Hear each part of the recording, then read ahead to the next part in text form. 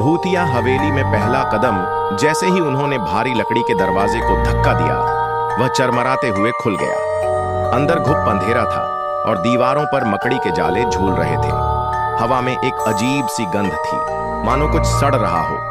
Torch की रोशनी में उन्होंने देखा कि हवेली का फर्श टूटा फूटा था और चारों ओर धूल जमी थी। वे धीरे धीरे आगे बढ़े।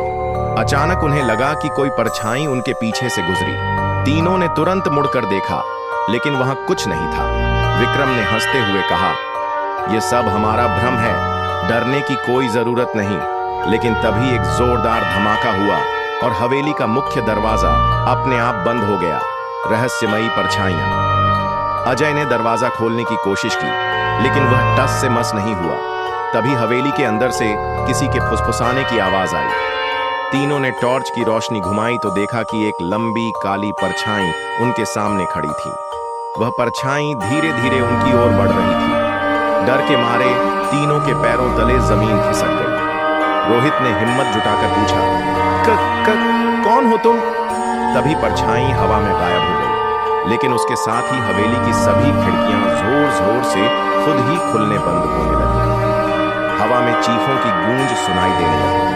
गुप्त तहखाने की खोज तीनों को समझ नहीं आ रहा था कि क्या करें। तभी अजय की नजर फर्श पर पड़ी, जहां मिट्टी का एक कोना थोड़ा कमरा था, जिसमें दीवारों पर खून के निशान थे और जमीन पर पुराने हथियार बिखरे थे। कोने में एक लकड़ी की पुरानी अलमारी रखी थी। जैसे ही उन्होंने उसे खोला, अचानक जोर से हंसी गूंज उठी और एक बूढ़ी औरत की आत्मा वहां प्रकट हुई। उसके सफेद बाल थे।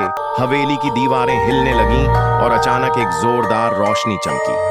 आत्मा का शरीर जलने लगा और देखते ही देखते वह राख में बदल गई। हवेली में शांति छा गई। सुबह की रोशनी और रहस्य का अंत।